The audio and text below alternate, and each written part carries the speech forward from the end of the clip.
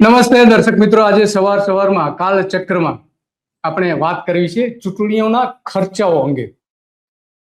એક સમય હતો કે ઓછામાં ઓછા ખર્ચે ચૂંટણી લડવામાં આવતી હતી. ઉમેદવારો વિધાનસભા, લોકસભા કે સ્થાનિક સ્વરાજ્યની કોઈ પણ ચૂંટણી હોય, ઓછામાં ઓછા ખર્ચે. પરંતુ હવે એટલા વ્યાપક પ્રમાણમાં ખર્ચાઓ વધી ગયા છે કે લોકો પાસેથી પૈસા, આ રાજકીય પક્ષો, અલગ અલગ પક્ષો લેતા હોય છે. એડીઆરે હમણાં એક રિપોર્ટ આજે જાહેર કર્યો છે. એમણે એવું કહ્યું છે કે આખા દેશમાં 2024-25માં જે હિસાબો માંગવામાં આવ્યા રાજકીય પક્ષો પાસેથી તમામ પ્રકારના, એમાં બધા થઈને લગભગ 6,650 કરોડ જેવી રકમ રાજકીય પક્ષોએ પૈસા ભેગા કર્યા હતા. જેને ફંડ કહેવામાં આવે છે, દાન કહેવામાં આવે છે.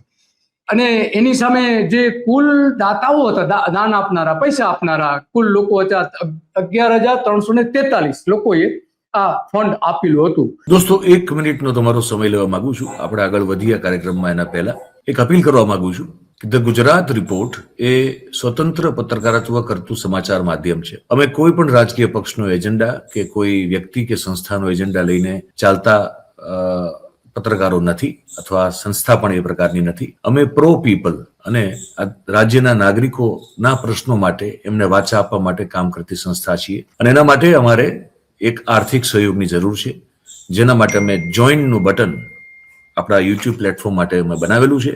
આપ સૌને એક વિનંતી છે કે અમારા આ સ્વતંત્ર પત્રકારત્વને આર્થિક સહયોગ આપવા માટે એ જોઈનનું બટન દબાવો અને અમને આર્થિક મદદ આપના તરફથી શક્ય હોય એટલી પહોંચાડવાનો પ્રયાસ કરશો તો અમને આનંદ થશે. Thank you very much. હવે આપણે આગળનો કાર્યક્રમ જે છે એ જોઈએ. તો આ મૂળ વાત એ ઊભી થાય છે કે આટલા મોટા પ્રમાણમાં જે ફંડ મળે છે, પણ એને ફંડ આપનારાઓ, પૈસા આપનારાઓ તો બહુ ઓછા વર્ગ છે. કારણ કે 11,000 એટલે બહુ મોટી બાબત નથી, પરંતુ આપનારાઓ કોણ છે? આપનારાઓમાં મોટા ભાગના જે છે એ કોર્પોરેટ હાઉસીસ છે, કંપનીઓ છે, બિલ્ડરો છે અને ઇન્ફ્રાસ્ટ્રક્ચર ક્ષેત્રે કામ કરનારી કંપનીઓ છે. મોટા ભાગના એવા છે.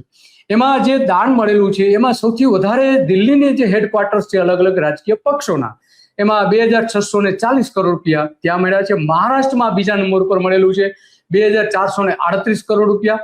અને ગુજરાતમાં 309 કરોડ રૂપિયા અલગ અલગ રાજકીય પક્ષોને મળેલું છે. એમાં સૌથી વધારે જો ફંડ મળ્યું હોય તો એ ભારતીય જનતા પાર્ટીને મળેલું છે 308 કરોડ રૂપિયા અને 38 લાખ રૂપિયા એને પૈસા લોકોએ આપ્યા છે, અથવા તો લોકો પાસેથી લેવામાં આવ્યા છે.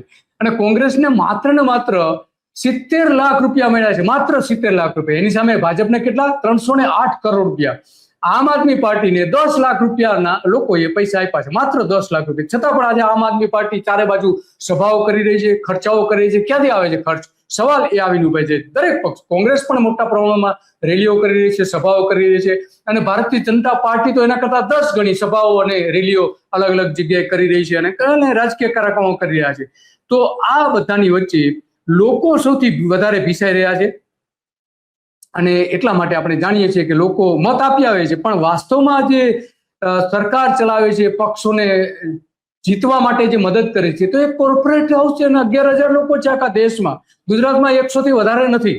તો આમાં જે લોકોએ પૈસા આપ્યા છે અલગ અલગ રાજકીય પક્ષોને, એમાં સૌથી વધારે ગુજરાતમાં જો કોઈ પૈસા આપેલા હોય તો સફલ ગોયલ રિયાલિટી LLP કંપની જે છે એમણે આપેલા 45 કરોડ રૂપિયા. સફલ ગોયલ કે જેના મોટા પ્રમાણમાં પ્રોજેક્ટ, ઇન્ફ્રાસ્ટ્રક્ચર, ખાસ કરીને હાઉસિંગના પ્રોજેક્ટ ગુજરાત અને અમદાવાદમાં સૌથી વધારે ચાલી રહ્યા છે. હાર્દિક અગ્રવાલ જે છે એમણે 20 કરોડ રૂપિયા આપેલા છે. દિનેશ અગ્રવાલ જે છે એમણે 20 કરોડ રૂપિયા આવેલા છે. અગ્રવાલ બંધુ, અગ્રવાલ કંપનીઓ છે, ઇન્ફ્રાસ્ટ્રક્ચર જોડાયેલી છે, હાઉસિંગ ક્ષેત્રે જોડાયેલી છે, તો એમણે ત્યાર પછી આપ્યા છે. તો આ મૂળ વાત છે કે કઈ કઈ કંપનીઓ આપી રહી છે. એમાં કેદાર, માત્ર લોકોએ તો પૈસા જ આપવા, મત જ આપવાનું કામ કરવાનું છે, પણ સાચી જે પક્ષોને ચલાવે છે તો આ મોટા બિલ્ડરો, મોટા ઉદ્યોગપતિઓ ચલાવે છે. કેદાર એગ્રો જે છે એમણે 15 કરોડ રૂપિયા આપેલા છે ગુજરાતમાં.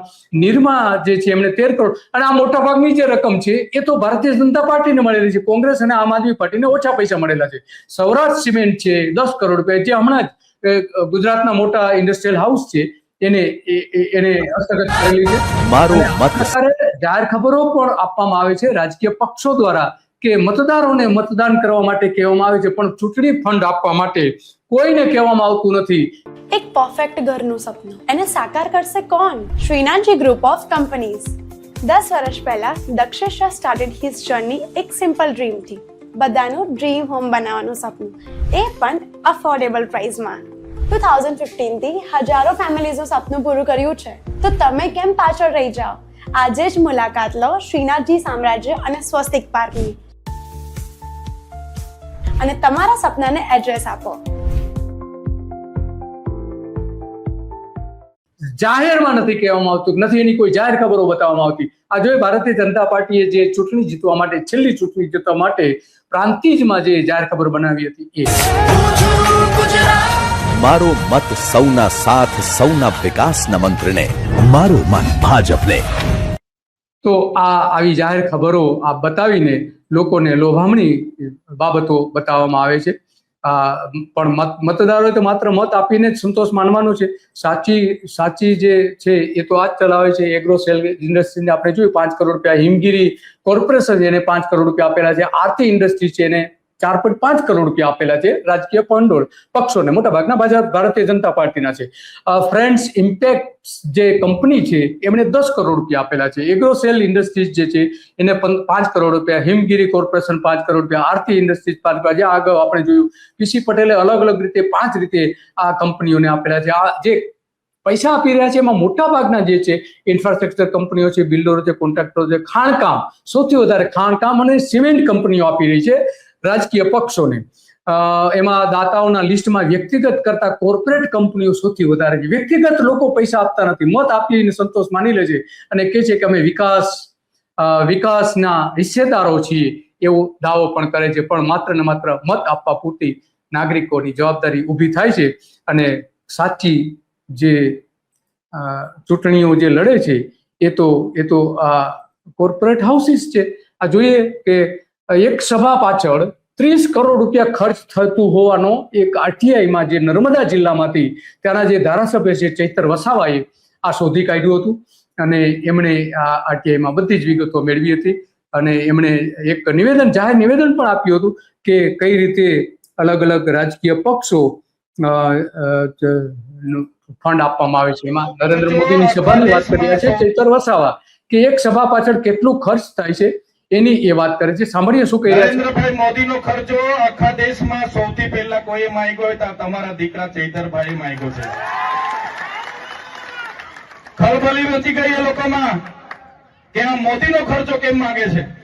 મેં કીધું મોદી આવ્યા, તમે દિવાળી કરી, તમે 3-3 હજારની થાળી ખાધી, તમે 2 કરોડનું ઝાંઝરું લાવ્યા, તમે 2 કરોડના સમોસા ખાધા, 2 કરોડના ચા પીધી, તમે બસ વાળાને 7 કરોડ ને 71 લાખ રૂપિયા આપ્યા, તમે ફૂલ ગુચ્છાના 1 કરોડ રૂપિયા ખર્ચો કર્યો.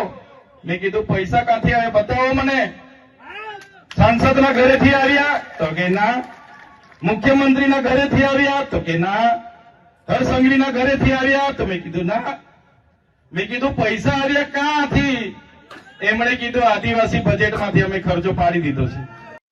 તો આદિવાસીના બજેટમાંથી આ સભાઓ પાછળ 30 કરોડ રૂપિયાનો ખર્ચ થાય છે અને મોટાભાગની રાજકીય સભાઓ હોય છે. ચૂંટણીની પહેલા થતી સભાઓ હોય છે. આપણે જાણીએ છીએ કે રાષ્ટ્રીય નેતાઓ જે છે ગુજરાતમાં આવે છે અને આવી સભાઓ કરે છે. આજે કાલચક્રમાં આવી જ બાબતો છે. રોજ સવારે 9 વાગે આપણે કાલચક્રમાં કે રાજકીય પક્ષોની ગતિવિધિ કેવી હોય છે, કેવા વચનો આપતા હોય છે, ચૂંટણીમાં કેવા એમની રોલ હોય છે, કેવી ભૂમિકાઓ હોય છે અને કઈ રીતે એને ફંડ મળતું હોય છે, એ બધી વાતો કરતા હોઈએ છીએ રોજ સવારે 9 વાગે. બસ આજે આટલું અને આવી જ બાબતો ઉપર આપણે ચર્ચા કરતા રહીશું. નમસ્તે.